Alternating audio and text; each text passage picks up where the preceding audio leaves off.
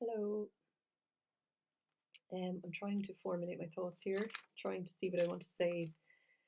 Um, I heard a teacher called Miranda McPherson talking about the feminine approach to non-duality, or more feminine integrated approach, and I really liked what she had to say. In a way, it's almost like she didn't say anything new, but at the same time, the way she explained her approach was, yeah, a new way of framing it, or a new way of describing it.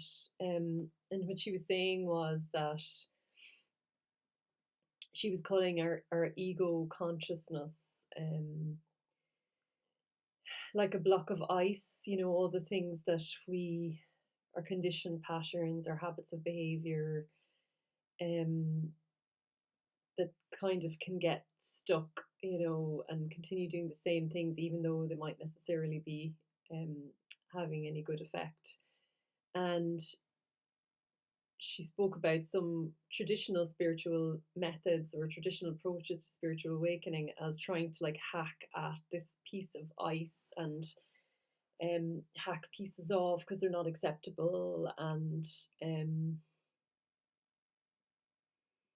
just have this very I think what she would describe as a masculine approach. I do have a little bit of difficulty with these terms, masculine and feminine. I think that's what I struggle with, But anyway, she described a feminine approach as it's a surrendered field, it's a field of grace, it's a field of peace and love and acceptance that already exists, is already here. Um, and she she spoke about putting that block of ice, awakening that field within ourselves, I suppose, and then when you hold a block of ice in that presence, rather than it hacking away at it, you're exposing it to the warmth of the sun. And um, over time, what happens is that it naturally melts and returns to its original form, its clear, lucid original form. So, yeah, what do I want to say? From my perspective, from my experience, one thing that I find really helpful, because, even some days are easier than others, but even today, I feel a kind of maybe a tightness in my belly and a tension, like kind of running around trying to do things and feeling a bit. No, I wouldn't say that I feel stressed. I do feel quite relaxed, but I'm aware of having a number of things to do, and I would love to, for example, post something, share my thoughts, because I am trying to do that regularly, and it has felt good and felt important. Um, However, I don't want to develop an approach that is like, oh, I have to get this done, and no, it has to come from the right place. So, but I can't force myself into that place either, and I also want to wait for the words to come. Although I've been following my authentic marketing guru George Cow, and he very much recommends, just being very consistent even if you don't feel like it. And I do appreciate his guidance, when you're trying to start your own business and run your own business. Like, I appreciate how important that is. Yeah, but I also want to be authentic to myself.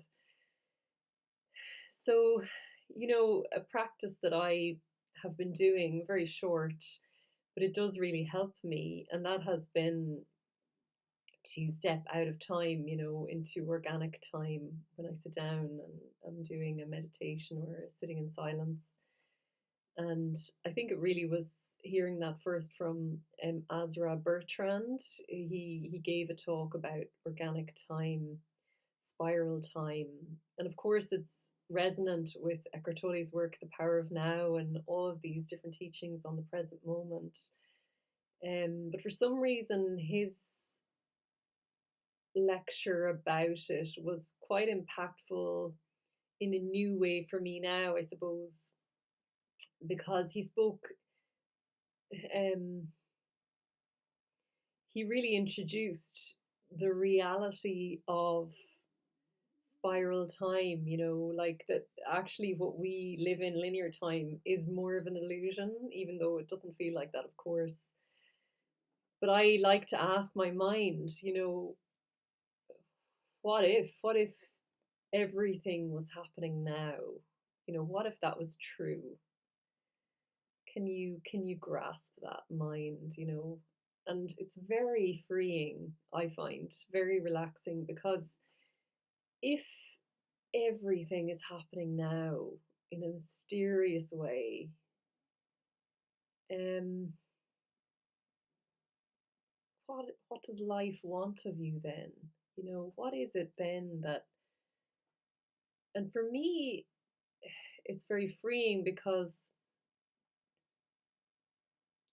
it takes away a lot of the worry and anxiety that, yes, of course, I suppose, comes from linear time, because whenever I have a movement to do something or expand or want to be seen, which I feel is our natural. Well, for me, we're all very different, but I do. It's like your sun. You want to shine out. You want to shine your gifts, and I certainly have a mind that puts an awful lot of layers on that.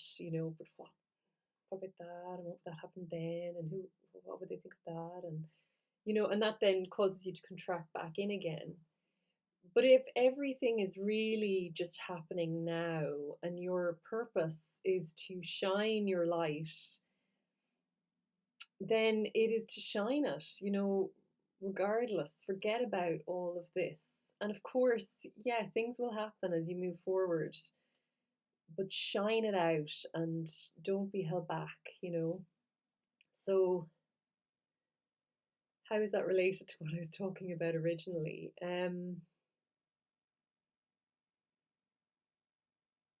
It is related because there is a link between this idea of the ego consciousness, which I would just describe perhaps as our conditioned habits and behaviors that, in a negative way, hold us back. Because I don't know about the term ego. All these different terms have lots of different meanings. People interpret them differently, but um, the block of ice could be just the parts of us that have become stuck, that are not flowing, in a natural way. If we step into that organic time and let our light shine, even if it's just for 10 minutes a day, and, allow ourselves to just melt into that moment and feel that we are whole in that moment, that life does want us to, it's supporting us, you know.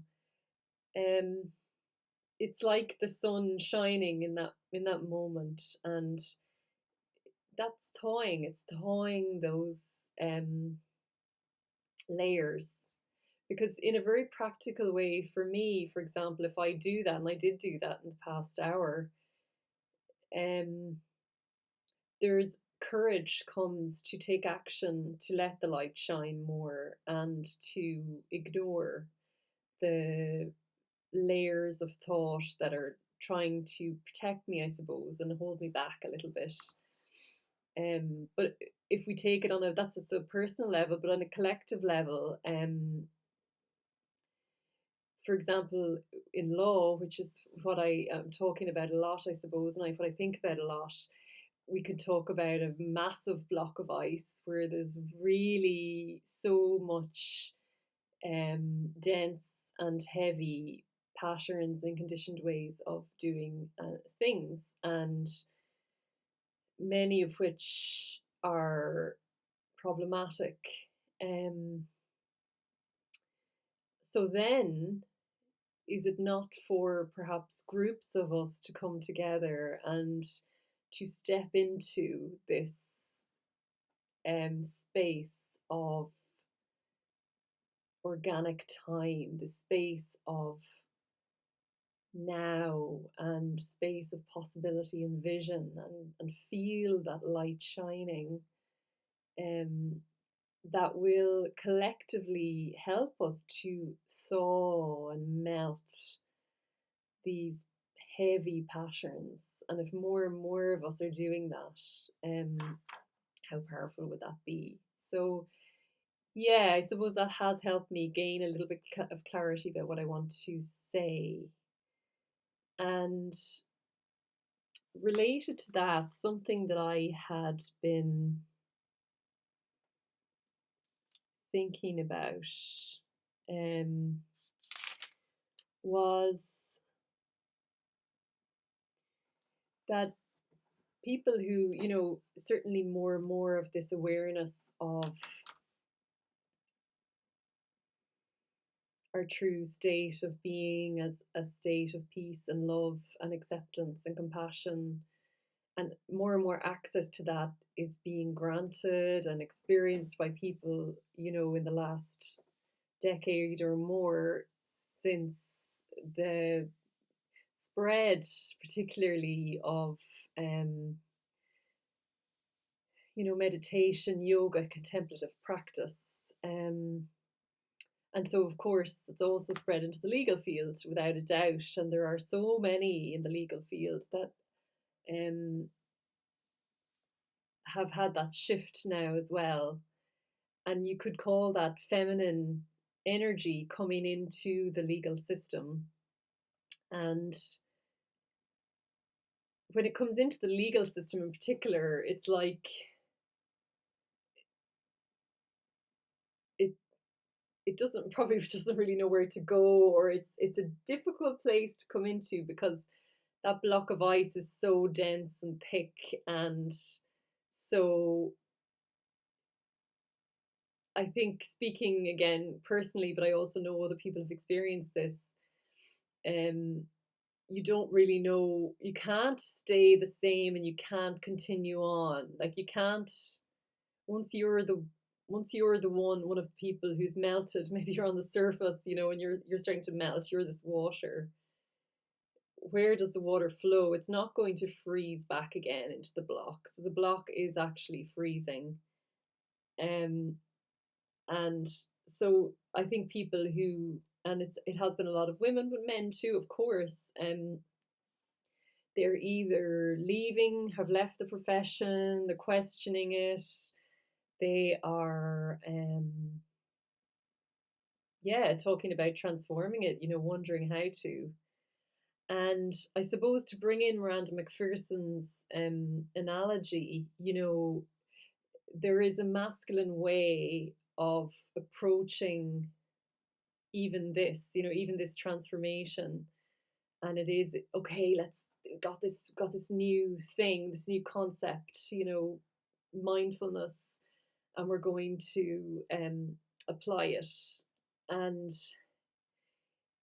it's just that it doesn't really work like that. It's really about surrender, it's about opening, it is about being vulnerable, it's about being willing to know nothing, to accept that actually perhaps your career, perhaps everything that you've known about law, if you go deep enough, really is going to have to shift from the depths. Like, you might not recognize it. You have to be willing, I think, to question all of it. And to more and more willing to sit in that space and embody that space of love and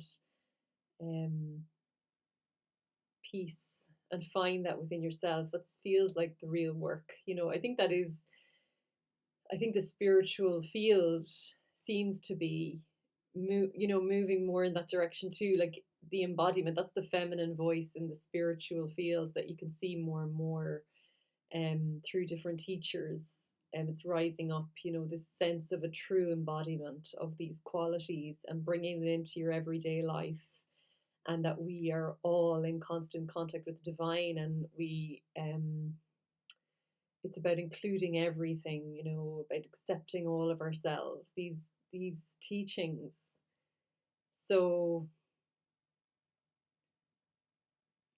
yeah, just reflecting on that within the legal field, within being a lawyer, and the reality of, this process now that's happening of integrating contemplative practice in law and bringing in integrative practices. And um,